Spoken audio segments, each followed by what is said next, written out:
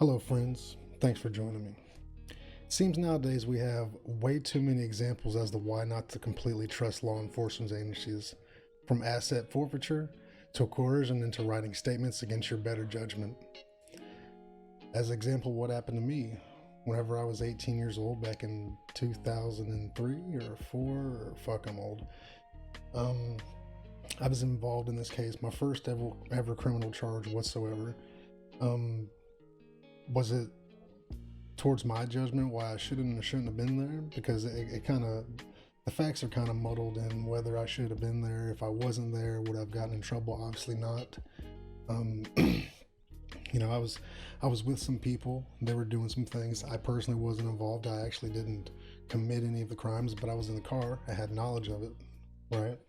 And they say knowledge of a crime kind of puts you at fault as well because you didn't tell on anybody. You didn't go ahead and tell them your side of the story. Go to a cop, or in my case, being a young person, tell my mom about it. Just quit doing what I was doing.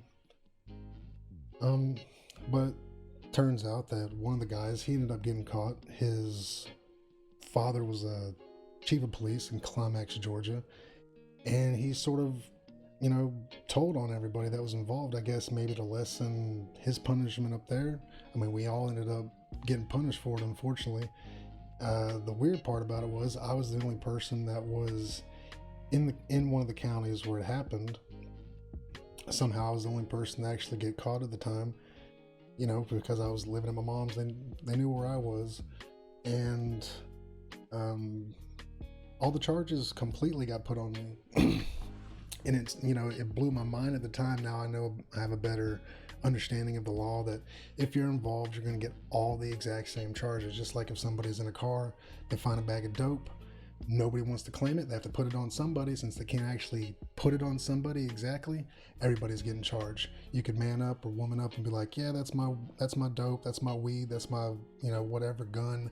Be like, yeah, that's my gun. Especially if there's like a felon in the car, because I am a felon.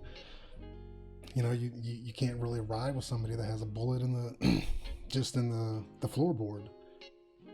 It's a felony, period. So they took me down to the detective agency in Wakulla County, Florida, in Crawfordville. And they proceeded just to ask me a whole bunch of questions. What do you know about this? What do you know about this person? Just basically trying to get me to tell on everybody so they could have concrete evidence, things written down, my statements, a person that was there, to go against everybody else. Now, there was restitution involved, which went to whatever company owned the soda machines that they decided to break into, because that's what they were doing, going around breaking into Coke machines, because he used to do it. The guy that flipped on everybody, his name's Tommy. His dad was the Climax police chief. I guess he had a little thing whenever he was younger, doing the exact same thing. And he saw this opportunity going into another area where he could do it and get out of the area. Nothing's going to happen. He could hit a whole bunch of Coke machines, bam, bam, bam, get money for whatever drugs they were doing. I think it was like meth at the time, and be on their way, no repercussions. Unfortunately, his MO followed him, which I'm sure that's what happened. I'm sure his dad got word of it somehow, questioned his bitch ass, or maybe they had video footage that he saw and questioned him. However it happened, he ended up telling on everybody. So they come get me, they have me in there, question me. I'm telling them I don't know what they're talking about. I mean, this was me when I was 18 years old. I was like, I don't know what you're talking about. Got to the point where obviously they're threatening me with incarceration. They're like, look, write on this piece of paper what happened, da da da da da, and we'll work with you. Da, da, like in my mind, they were saying, just tell us what you know, you'll be fine. You'll go home, and that's what everybody wants. Everybody wants to go home, right? That's obviously not what happened. It's right before Christmas, and ended up going to jail. That was my first incarcerated Christmas. Unfortunately, it's not the last, or it wasn't the last at the time. I got out. I had a year probation. I ended up finishing that in another state. But the damage was already done. There's already a criminal record made. Of course, at that point, I could have just went straight, never did anything again, which I hadn't for years and years until a later point. But without that coercion of the police, I mean, who knows where my life could have been, right? So now I have this situation to deal with, and it's just oh so fun. But it has to do with a current charge, but it kind of it's sort of sheds light on a situation, not necessarily with law enforcement, because there are good cops and bad cops. We know this. But this has to do with the people behind the scenes, the people that have to do with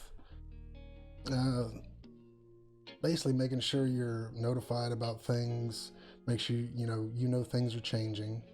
So I got this letter from my lawyer a few weeks back, and basically just getting rid of, getting done with this little impediment on my life. He said, I was able to enter your plea and accept your sentence this morning.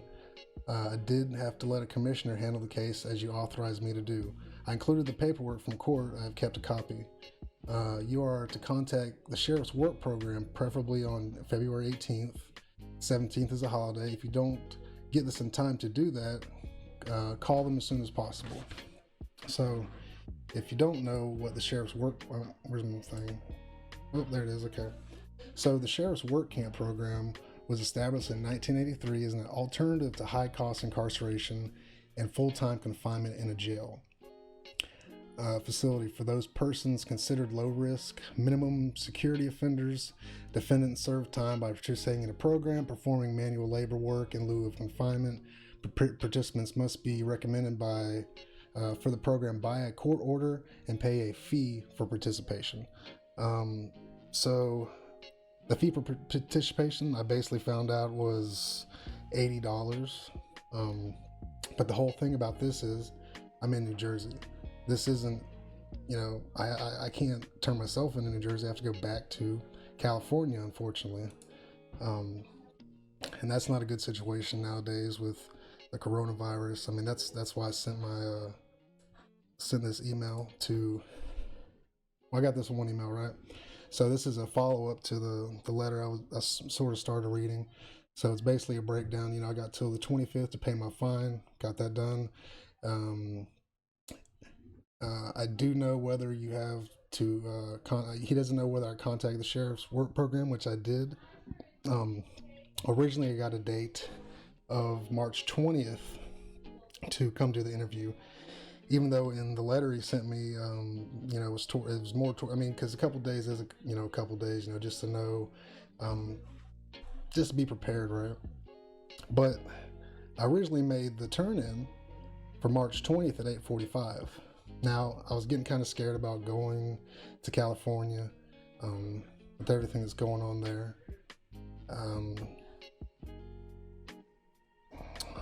So, let's just say I was basically trying to get out of it.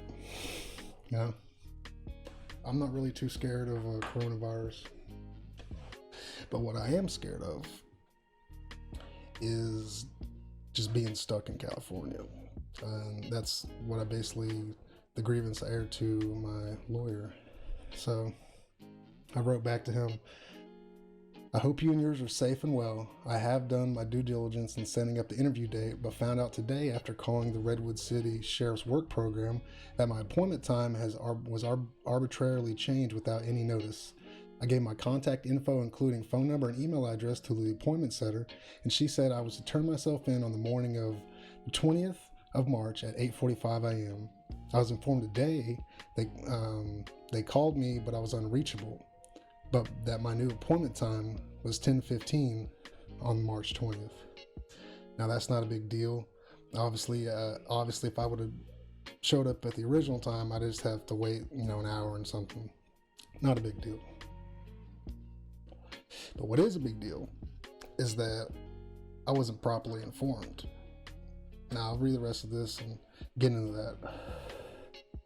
When I asked about them contacting me, I inferred if my phone number was with my information, and she said no.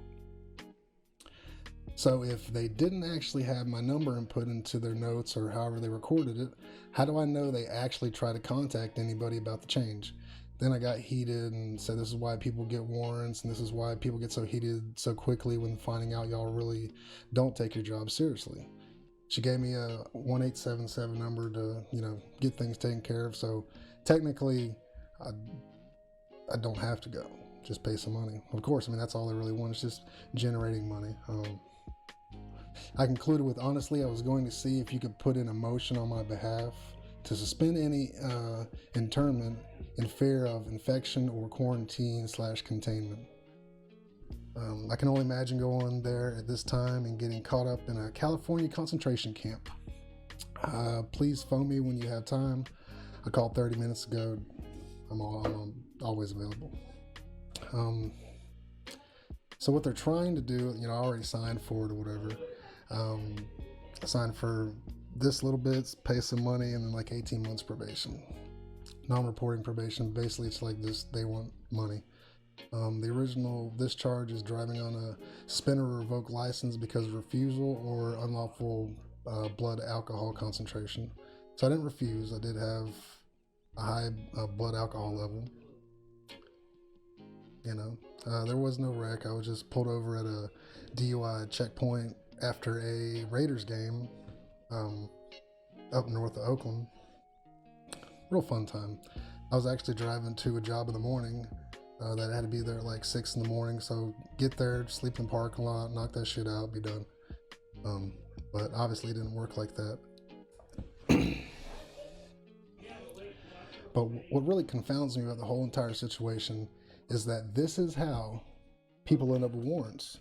Now, obviously, I'm keeping up on stuff, making notes, whatever. You gotta keep up with everything, because obviously they're not keeping up with you. This is a big problem. I know this isn't always the reason why people get warrants. It's, by them not calling you or saying they called you, but people, we sent out a letter, someone sent out a letter, and that's why you have a warrant, you didn't respond. Is anybody's crime really all that bad? I know now in New York, there's people that are, here, I'll pull that up. So this right here, the Purge is coming, folks. Ugh. Philadelphia police, well, I said New York, but Philadelphia police will no longer be arresting people for certain crimes. Kind of goes hand in hand. Breaking. Philly police officers instructed to stop making arrests for the following list of what are considered non-violent crimes.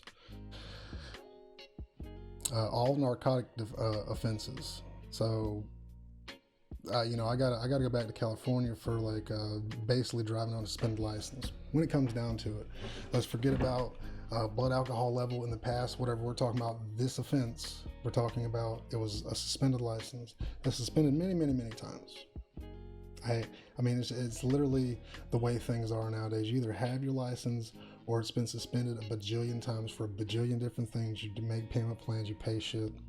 Just ain't in the cards, I guess. Just ain't in the cards. So theft from persons, retail theft. And this is what was going on in San Francisco.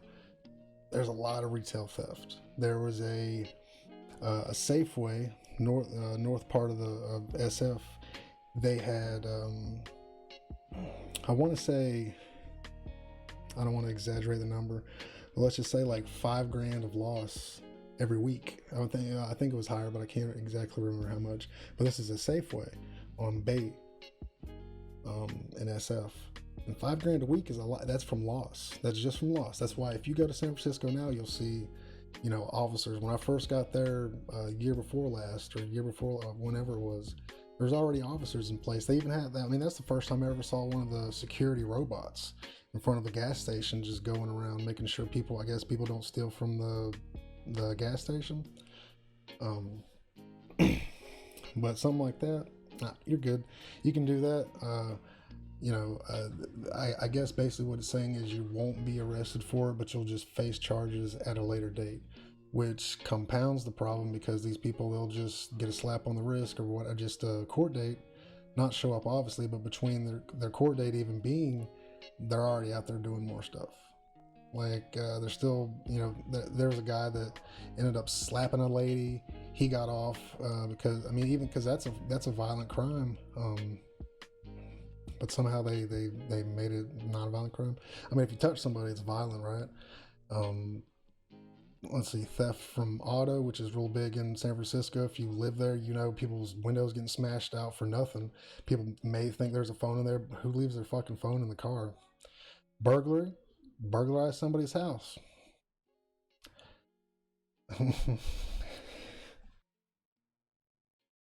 uh, all bench warrants. So let me try to understand this. Oh, so this is just to stop. Oh my god! So it's kind of even more crazy. So all bench warrants. So if you have a warrant to appear, like you just didn't show up for work, you just didn't show up for your case, they can't arrest you. Stolen auto, they can't arrest you. If you steal a car, this isn't just stealing from a car. You could steal an entire car, like a whole car. Economic crimes, bad checks. Oh shit. So now you can float bad checks. That was a big thing back in early 2000s because people still had checks. You know, I mean, you could easily just write somebody's name, you know, sign somebody's name. Did they check IDs? I don't think so very much. I remember I had a situation where my ex, I had like one of our old checkbooks. I'm moving a place with some people. I left the checkbook behind. The guy's girlfriend that we were living with ended up buying a whole bunch of furniture on her name, just buying it. You know, she didn't have an ID that said my ex's name at all. She just had a checkbook. She's a female, it's got her name on it. Here you go, let me get some furniture or whatever she was buying. You know, but with this, can't get arrested for it. Prostitution, I mean, I don't think people should really get arrested for prostitution because the thing is, isn't that female or male or whatever already in a bad situation? And then like the person buying sex, I mean, you really want to add insult to injury? Like you're already paying for sex.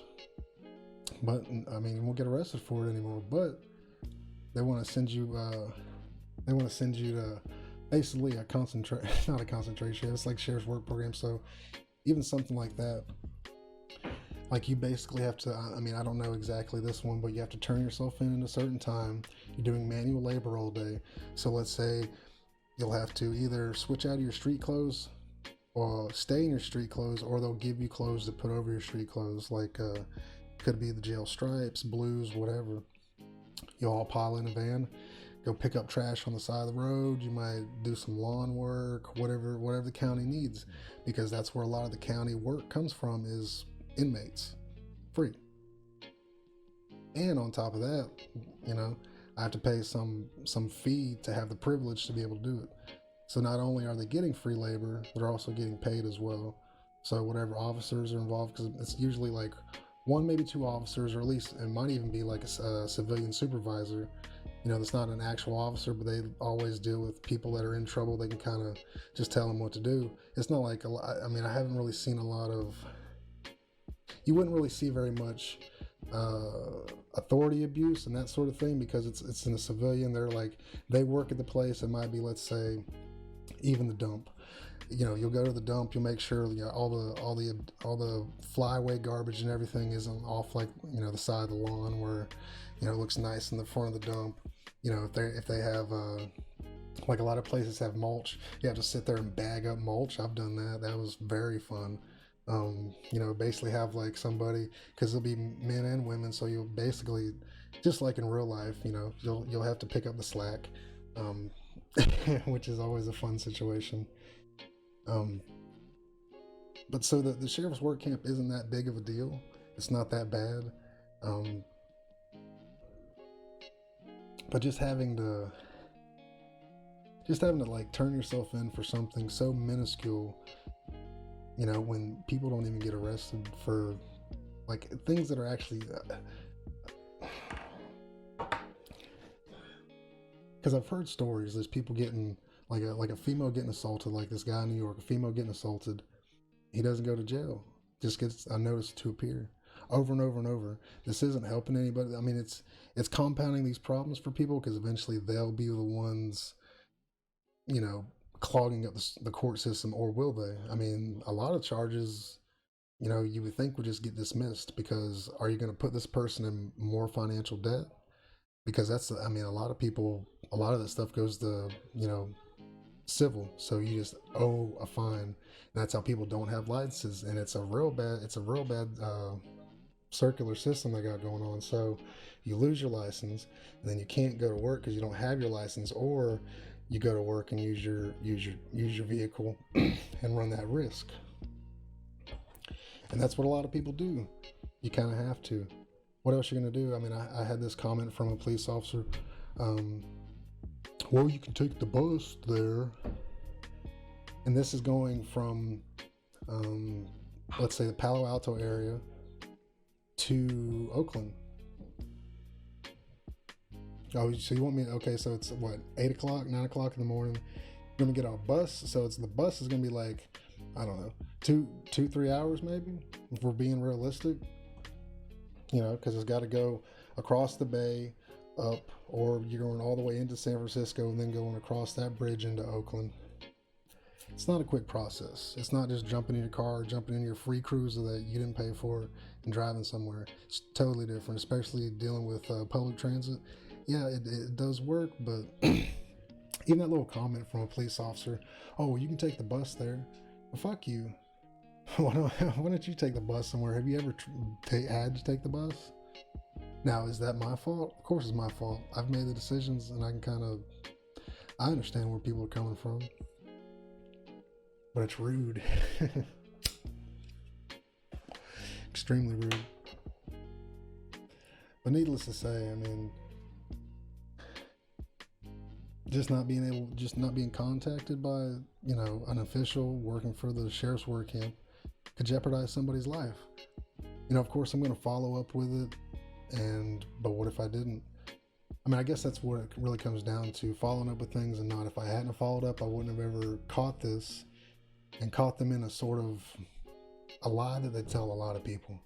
There's a lot of people that go through this, I'm sure, every single day, supposedly getting contacted about whatever, court date, a summons, something about a car ticket, something like that.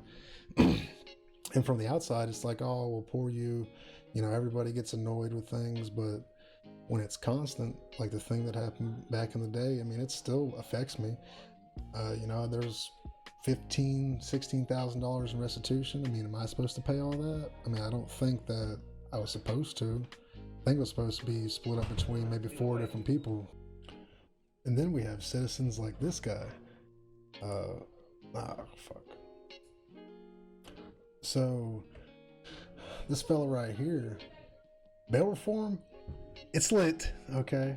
NYC Transit, new NYC Transit guy brags, what is it? Oh, recidivist. Sorry, I just never see that word.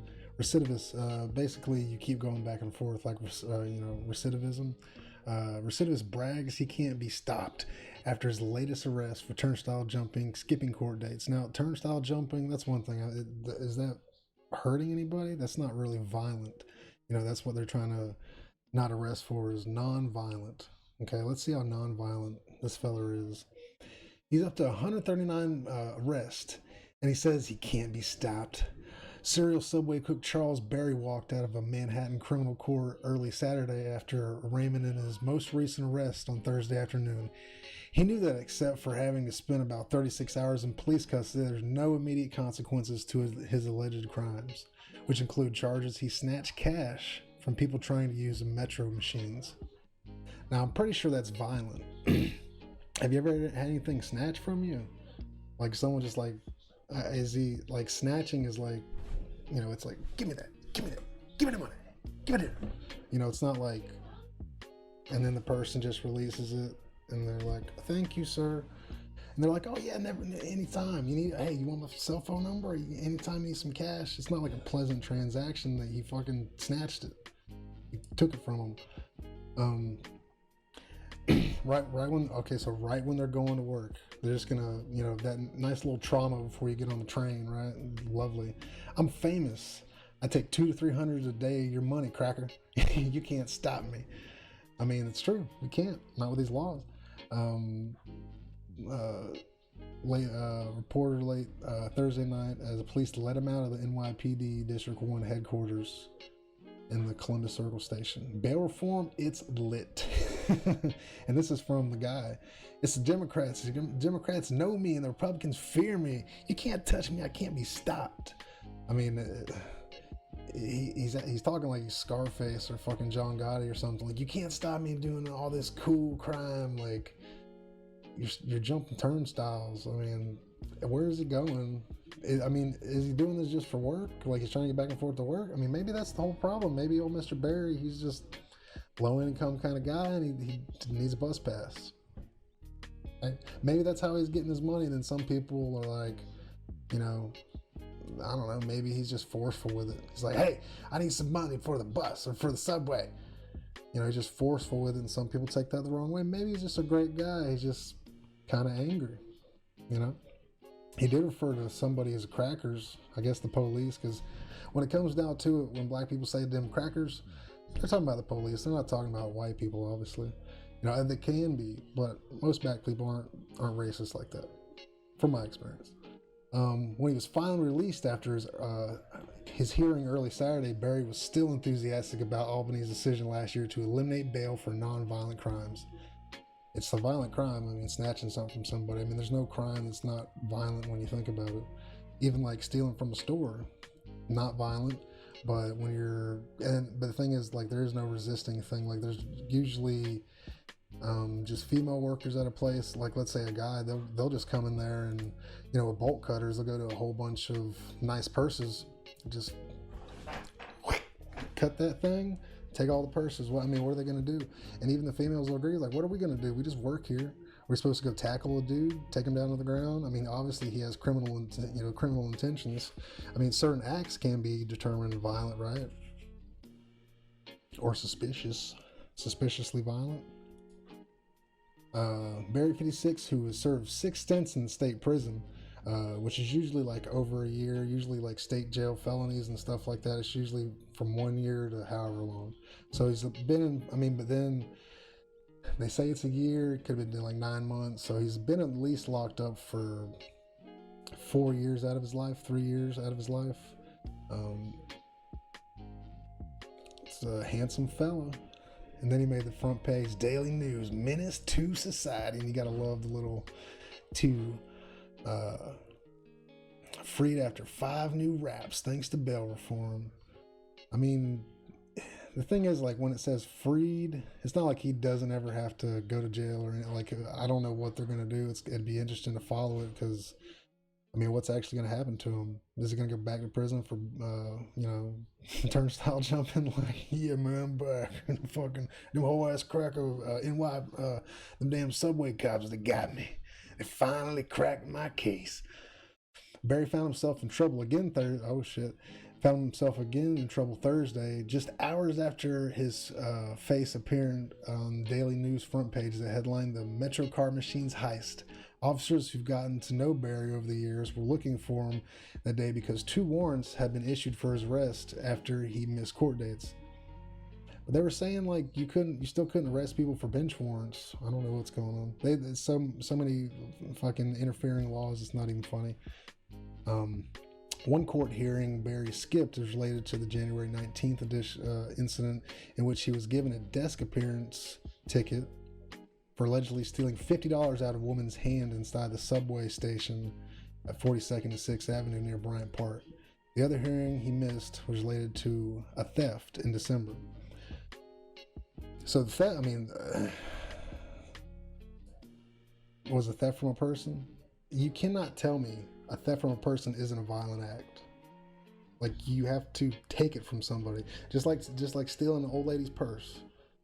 We've seen the videos where they try to hang on to him. They'll just drag the old lady down the street with the purse. She's like, oh my God. You know, people don't give up stuff without a fight. I mean, nowadays, I guess you kind of have to, if you don't want to get beat up or something like that, especially for your $20 trying to get to work, It's kind of sickening. But don't trust law enforcement, because they definitely don't trust you. Later, guys.